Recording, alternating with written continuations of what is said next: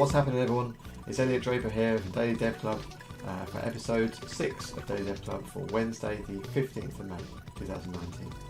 Today we're going to carry on with the serverless backend statistics project we worked on yesterday. Yesterday we added an API endpoint to retrieve the statistics. Today we're going to fire up a basic React front end, call out to that API and start to sort of process those statistics and that data to start to be able to visualize some of that data that we've been collecting. So without further ado, let's get into the code.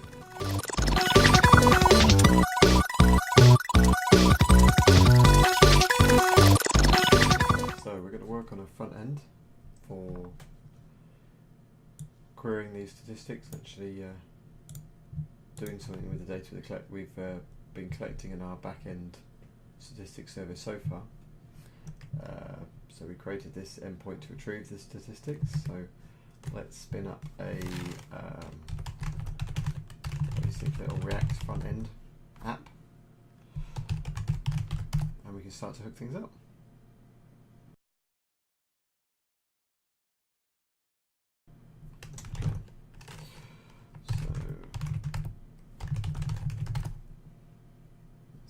Gives us to begin with.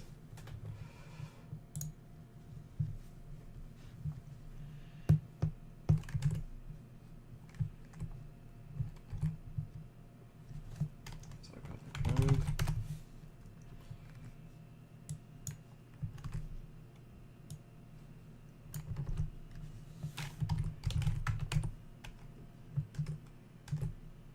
Okay, we have our basic initial app. Itself is in here. So edit that, see that pop back up.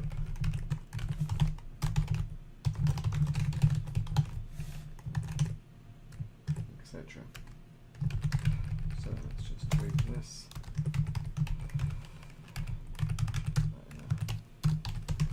Header. Lose that, delete that.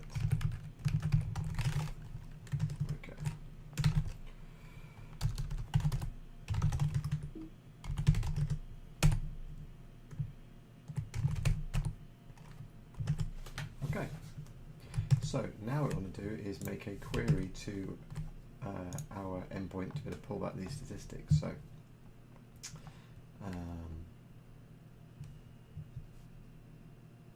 we're going to want that path. Go to the app here. Just set up a new component. Let's keep it nice and tidy. So our source folder, let's create a new component. Folder, and then we'll call it requests.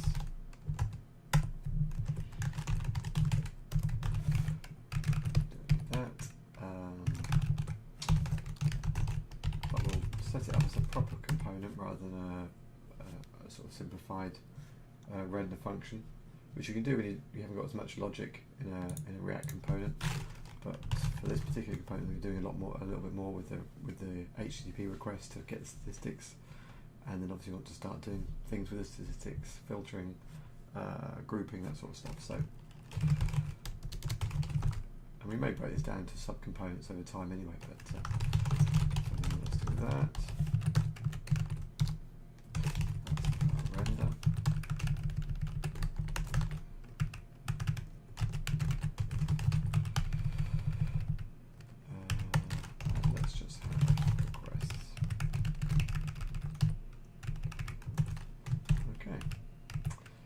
Then we need to import that in here.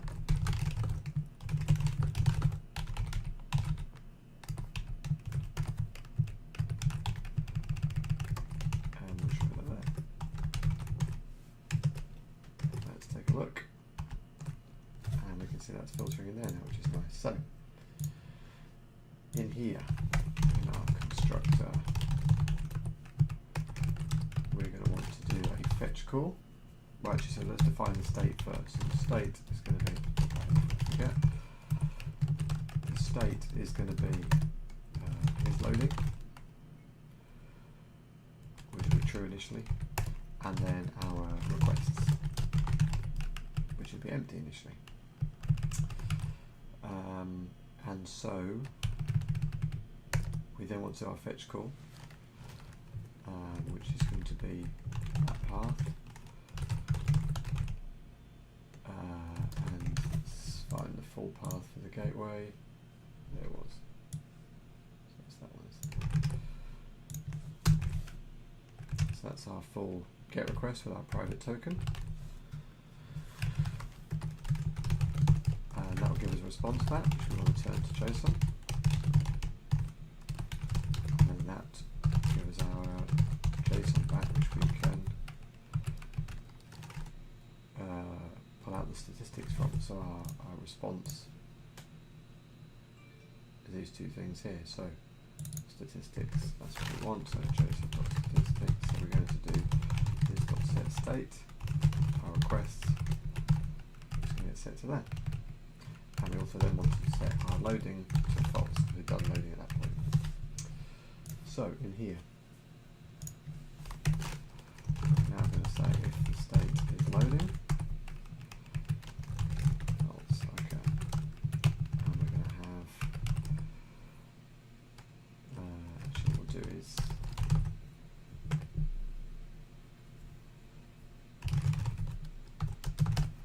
like this, and we will say that's going to be loading. So by default, we're going to show a little sort of loading text,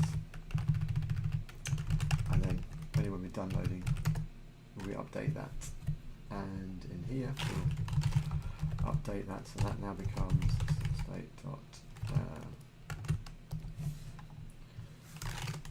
Let's think about this. So first of all, we'll do, let's just output the count first of all, just make sure it's all working, and we'll work on the actual output of the data itself. So we'll set this to found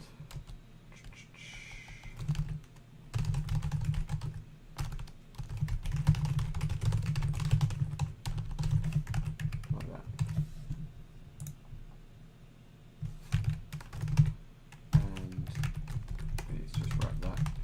Fragment at the root level. Okay. So we have our default state, which is that we're loading, waiting for data. We don't have any. It's empty at the minute. We make our fetch request, and that comes back. We're no longer loading, and we set our data in the state. And then the render function, by default, we're showing that loading message. But once we're done loading, we then show how many requests we've got. Let's have a look. So it's run, because it auto reloads as soon as we save anyway. So it's run in the background. So let's do that. You can see briefly we have the loading and then 10 requests. And if we have a quick look at the page source, the inspector, refresh, we can see in here stats, and that's where we're receiving our stats back. So now we want to actually display something. So if we wrap this in a fragment and we'll show our statistics, and up here, this is going to be state.request.map. Where we'll show each statistic. So, and it's very basic. It could just literally be, so we could wrap that in an unordered list, for example,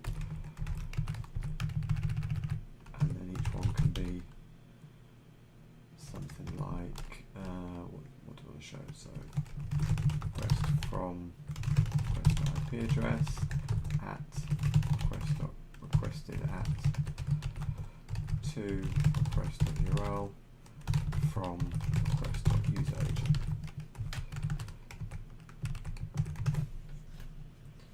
And we can see we've got a whole bunch of information here, all the requests listed out. One thing to note with React, obviously, with the when we have a list like that and we're building it with like a map like that, it wants each child within that sort of array of elements to have a key attribute. So for that we can just use the ID. That makes the error go away. But obviously this isn't particularly useful having this sort of wall of text like that, so we can just trim that down. So I'll tell you what we'll do, we'll make another component for that. So we do components, statistic. And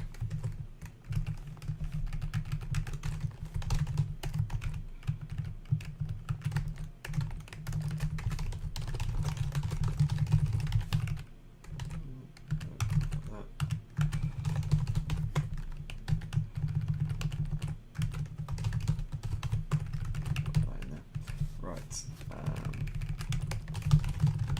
function.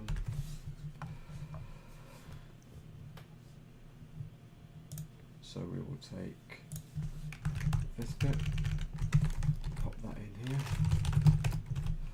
and obviously, we need to think about where that request is coming from. Let's just wrap that fragment. So we'll do that. We'll set that from the props. So we'll set that in the state equals request.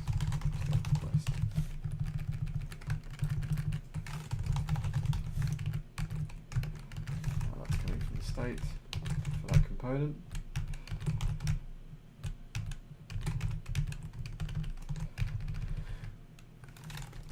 And then we just need to import that, our new component. So import statistic from, it's in the same directory, so that's fine. And then we call that in here now. So, and we'll pass in our request as our prop, which will then get set in the state and then be rendered out. So same as before now. Okay, so we have our 10 requests there, and it's displaying from our statistics component, which is nice. But obviously a list of requests isn't all that useful, so it would be good to sort of start to group some of this data that's coming back now, and show things like the amount of unique visitors, most popular URL, most popular browser, that sort of thing. So once we receive that data, we can start to process it. So if we extend our default state to the data we want to be able to show, and then we can calculate it once we receive the data from based on the fetch request. So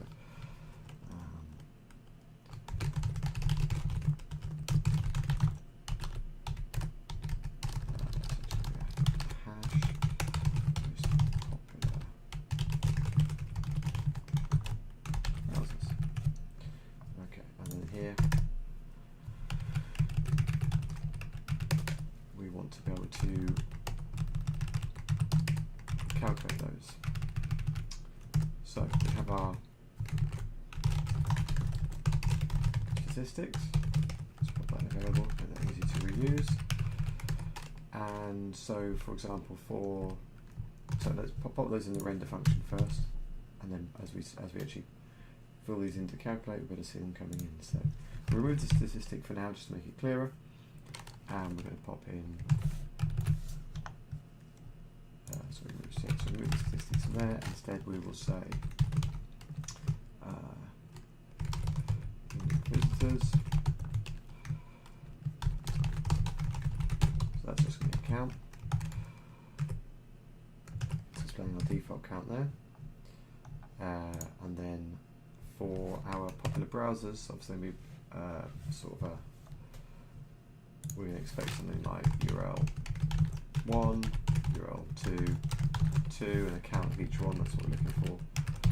So for those, we're going to want to do this.state most popular URLs, and we'll cycle through the keys, which will be the URL itself. And for each one of those, we will put in URL and then the count, which will be in state most popular URL, and then we can do the same thing for the browsers. So that'll be the same structure, with the keys being the browser name,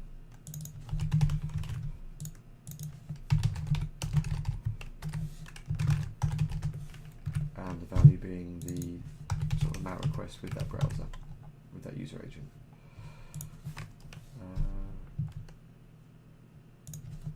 And we'll just set that should be unique, because each key will be unique.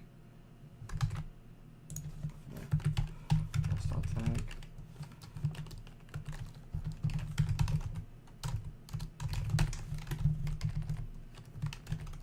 There we go. Right, take that out and save it here, just to stop React whinging about the key being missing. And then we'll display those underneath here. So popular URLs and popular browsers.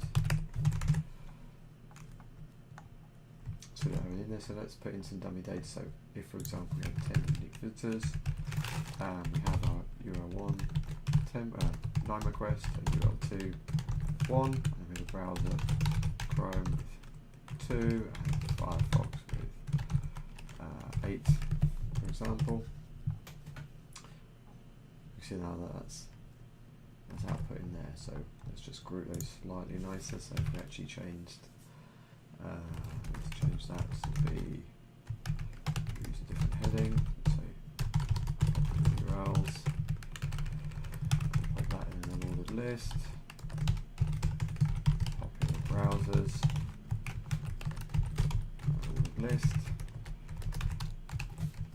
and we'll just change these to list items.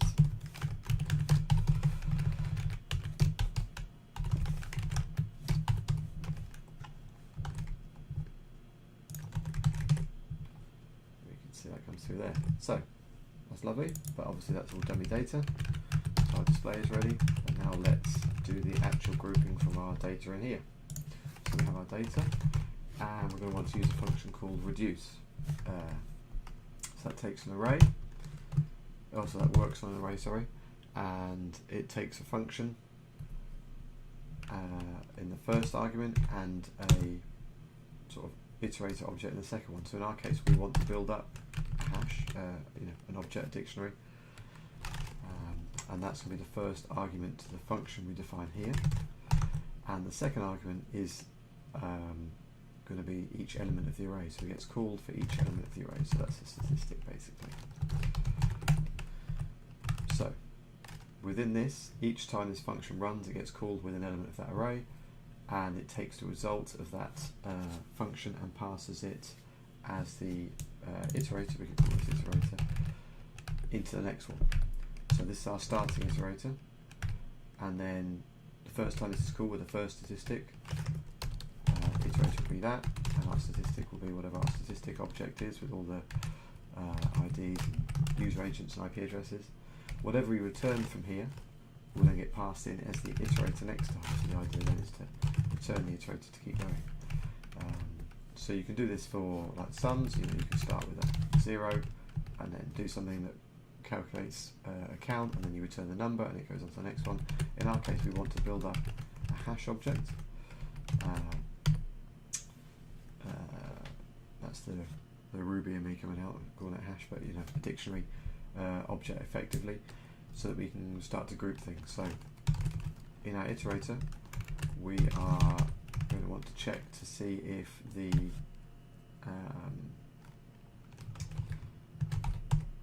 which one we start with. Let's start with the URL. So the URL. So we're going to see if there is an element on that object already for that particular URL, and if there isn't, we're going to set the count to be 0. And then, as we know at that point it exists on the object, and it's going to be a number, we can then increase it. So, and then we return the iterator. So basically this will start with an empty object. The first statistic it will find, it'll ask, do we have an element on that object for that URL, name for that URL, which we won't because it's a brand new, it's the first iteration.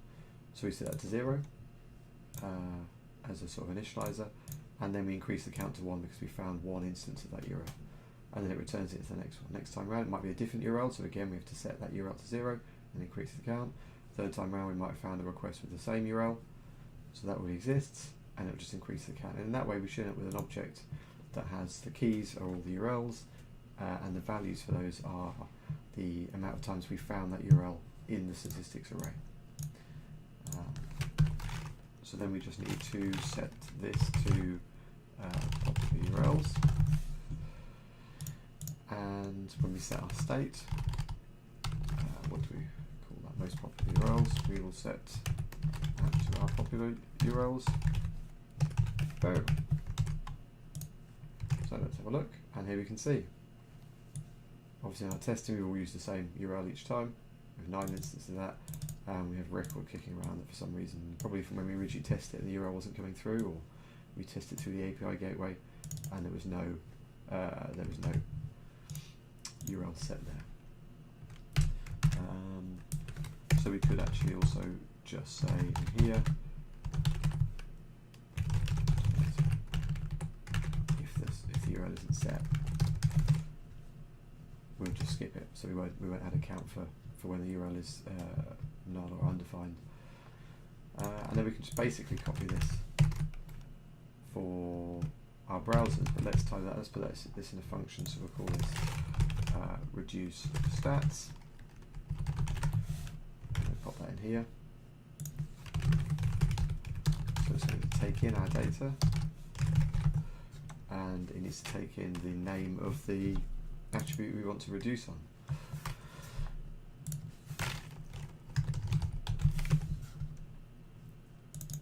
Then we'll just change this to work like that. So obviously with these we can reference it like that with a variable instead, which is nice.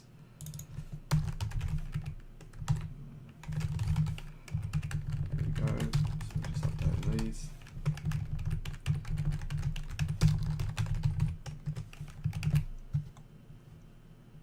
Okay, brilliant. And then we can change this to be this.reduce stats, pass in our data and pass in URL. And that works lovely. Okay, so now we can just do the same thing, popular browsers, this.reduce stats, data, and it's our user agent. And we can see that's not quite worked. Oh, we haven't set the state, that's why. So then we need to set the state. And actually we don't need to define, as these are single liners now, we can just pop these directly in here. Let's just do that, tidy that up a little bit further. Use these. And we can see we've got our different requests. So for example, if we were to go here, we can access this as a index.html instead. And if we refresh this, we can see we just hit it a few times and it's a slightly different URL. So we can see we're processing that now. Now we need to do the same thing with the unique visitors. Now, so here we want a count at the end of it, a single count for unique visitors. But what we can do is we can do this in a similar way. So we effectively, for the unique visitors, want to reduce on our IP address. But instead of, generally it's not very useful to have a list of all the unique IP addresses, how many times they hit the site. So what we then want to do is actually just, once we reduce it down to unique IP addresses, we can just grab all the keys, which is our unique IP addresses, and check the length, and that's our unique visitors. And we can see that's one, so they're all coming from the same IP address. So probably the easiest way to simulate that would be if I were to change this, and I was just change some of these IP addresses for fun, and let's also just say back in the browsers, we'll just change a few of these.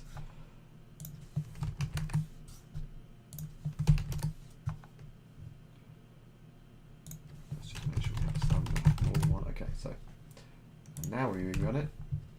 We can see we've got 3 unique visitors because we're messing around with the URLs, and we've got a few different browsers in there as we set the user agent to different things. So we've got that grouping working.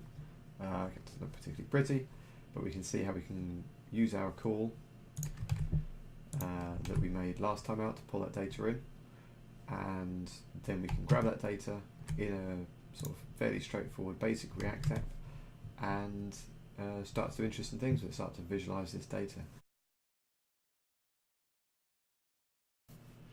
Okay, so that'll do us for today's episode. Next time out when we work on this project, we can start to build on that even further. Perhaps we'll drop in a charting or graphing JavaScript library and be able to sort of really visualize that. So rather than just have a list of data, we'll actually be able to sort of put those into pie charts or bar charts to make it sort of more immediate at a glance. You can see that sort of browser breakdown and most popular URLs, things like that. And the other thing we will add as well in a future episode is the time filtering, so that we can actually sort of say, do all these sort of calculations on the requests. Instead of all the requests coming back, it can be everything from the last day, the last 7 days, last 30 days, last 3 months, etc. In that way we can have like a nice little dashboard with charts and graphs and links for different time filters, and you're going to really sort of visualize that those statistics coming in. So we'll tackle that in a future episode of DDC, probably coming next week. For the remainder of this week, I think we'll go back to the Unity project we started last week, the top-down 2D arena shooter game, and add a few more bits in there, and sort of extend that. So that should be pretty interesting to round out the week, and then, like I say, we can hop back on this project beginning of next week. Hope you enjoyed today's episode of Daily Dev Club, and I hope to see you all back here tomorrow. Peace out.